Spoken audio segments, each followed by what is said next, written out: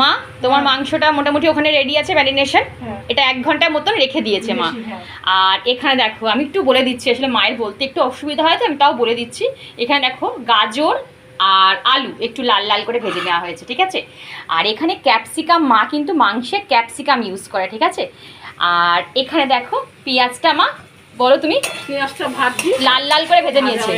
এটার মধ্যে নুন দিয়েছে বলে দেখো খুব তাড়াতাড়ি, হ্যাঁ মজে গেছে, কিন্তু পেঁয়াজের মধ্যে নুন দিয়ে ভাজবে খুব তাড়াতাড়ি মজে যাবে, মানে লাল লাল হয়ে যাবে পেঁয়াজটা ভাজা। যাই হোক, আর মা ক্যাপসিকামটা দেয় কেন আমি একটু বলে দিই, কারণ ক্যাপসিকাম খাওয়া কিন্তু ভীষণ ভালো। এটার মধ্যে অ্যান্টি অক্সিডেন্ট থাকে, ভিটামিন সি থাকে, তোমার ওয়েট লস করতে সাহায্য করে।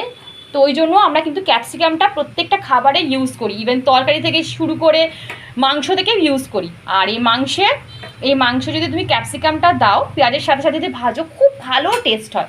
মা কিন্তু ক্যাপসিকামটাও পেঁয়াজের সাথে ভেজে নেয়।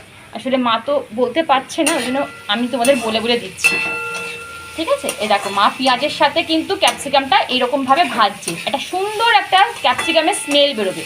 তারপরে মা এই ম্যারিনেট করা যে মাংসটা 1 ঘন্টা ধরে ম্যারিনেশন ছিল, সেটা এবার মা আস্তে আস্তে এর মধ্যে দিয়ে দেবে, ঠিক আছে। দেখো আমি যতটা পারার মানে বোঝানোর চেষ্টা করছি। এবার দেখো এক এক করে আমি সব মশলাগুলো কিন্তু এর মধ্যে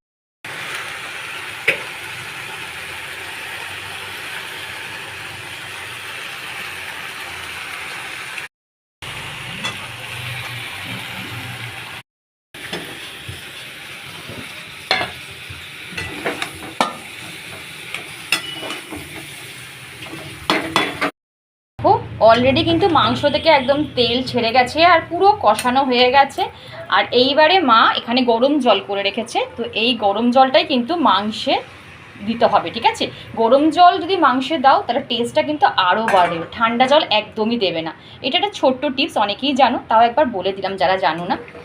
সবসময় মাংসে গরম জল দিয়ে দিয়ে তারপর কষাবে, একটু করে গরম জল দেবে আর একটু করে মাংসটা কষাবে। আর এই হচ্ছে মাংসের ফাইনাল লুক, ঠিক আছে। একটু ফুটে উঠলেই কিন্তু নামিয়ে নেব, একদম হালকা করে, বেশি মশলা ছাড়াই কিন্তু একদম ঝোল ঝোল মুরগির ঝোল যাকে বলা হয়, পাতলা ঝোল। তো এই হলো আমার মায়ের মুরগির মাংস করার রেসিপি। ভিডিওটা কেমন লাগলো অবশ্যই বলো, আর হ্যাঁ ভালো লাগলে চ্যানেলটা সাবস্ক্রাইব করো, লাইক করো, শেয়ার করো, কমেন্ট করতে একদম ভুলো না। মা একটু ক্যামেরার সামনে টাটা করে দাও, টাটা।